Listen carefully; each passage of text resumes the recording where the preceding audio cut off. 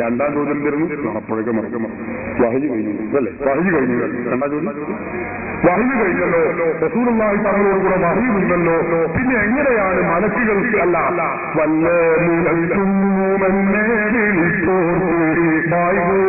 ഉത്തീരം ചെയ്യും ഞാനെന്നോ എന്ന് പറഞ്ഞ മുഹീദ്ദീൻ ഷെയ്ഖ് എന്ത് പറഞ്ഞത്?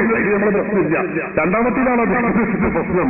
എന്റെ മുരീദാകാൻ നരകത്തിലില്ലെന്ന് നരകത്തെ കാത്തും മനസ്സിൽ പറഞ്ഞോ. മുഹീദ്ദീൻ ഷെയ്ഖ് റളിയല്ലാഹു അൻഹുവിനോട് മലക്കുകൾ വന്ന് പറഞ്ഞു, നിന്റെ മുരീദുമാരാരും നരകത്തിലില്ല എന്ന് മലക്ക് വന്ന് പറഞ്ഞു. അപ്പൊ അദ്ദേഹത്തിന്റെ ചോദ്യം എന്താ? മുജാഹിദുകൾ സർവ്വം ചോദിക്കുന്ന ചോദ്യം അത്. അല്ല, വഹി കഴിഞ്ഞല്ലോ, പിന്നെ എങ്ങനെ മലക്കുകൾ ഈ പ്രവാചകരല്ലാത്ത വലിയനോട് മലക്കുകൾ സംസാരിക്കുമോ? സുബ്ഹാനല്ലാഹ്. വിശുദ്ധ ഖുർആനിൽ നൂറുകണക്കിന് സംഭവങ്ങൾ, ഹദീസുകളിലും ഖുർആനിലും നൂറുകണക്കിന് സംഭവങ്ങൾ കാണാൻ കഴിയും. അതാ ഞാൻ പറഞ്ഞത്, ഖുർആനും സുന്നത്തും മുറുകെ പിടിച്ചാൽ പോരാ, അത് മറിച്ചു നോക്കണം. മറിയം ബീവി എന്ന് പറയുന്ന ഒരു ബീവിയുടെ ചരിത്രം ഖുർആൻ പറയുന്നുണ്ട്. അല്ലേ? മറിയം പ്രവാചകയല്ല എന്ന കാര്യം മുജാഹിദുകൾ കൂടി ഉറപ്പാക്കിയ കാര്യമാണല്ലോ. നമുക്കാർക്കും സംശയമില്ല. മറിയം ബീവി പ്രവാചകയല്ല, നബിയല്ല.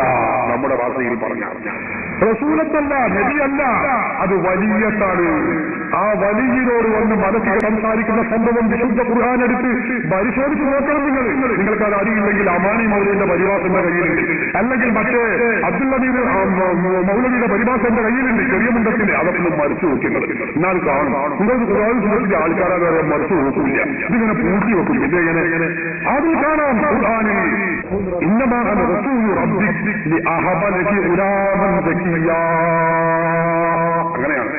ഇന്നമാ അന റസൂലു റബ്ബിക്. മറിയം മലക്കുകൾ ജിബ്രീൽ അലൈഹിസ്സലാത്തു വസ്സലാം തന്നെയാണ് വന്നുകൊണ്ട് പറയുന്നു, ഇന്നമാ അന റസൂലു റബ്ബിക്, ഞാൻ നിന്റെ റബ്ബിന്റെ ദൂതനാണ്.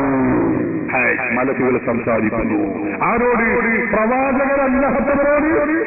എന്റെ മുരീദാരും നരകത്തിലില്ലെന്ന് നരകത്തെ കാത്തും മലക്ക് പറഞ്ഞോ. ഖുർആൻ പഠിപ്പിച്ചതല്ലേ? കഴിഞ്ഞോ? ഇത് നിങ്ങൾ നോക്കൂ. മറ്റൊരാഴ്ച ഖുർആൻ പറയുന്നു, ഇത് മറിയം ബീവിയുടെ മാത്രം കഥയല്ല. ഖുർആൻ നിങ്ങൾ നല്ലോണം പഠിക്കണം, ശരിക്കും നിങ്ങൾ ചിന്തിക്കണം.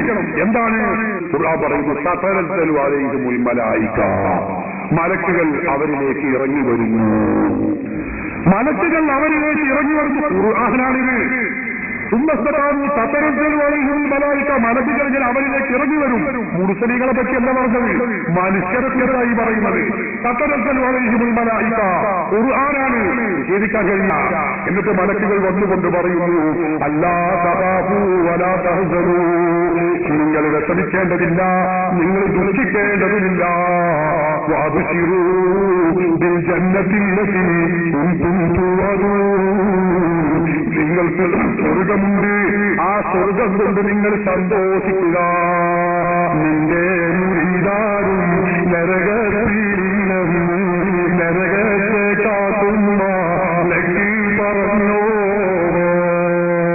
ഖുർആൻ പഠിപ്പിക്കുന്ന കാര്യം അതിൽ നിങ്ങൾ പരീക്ഷിക്കേണ്ടതില്ല.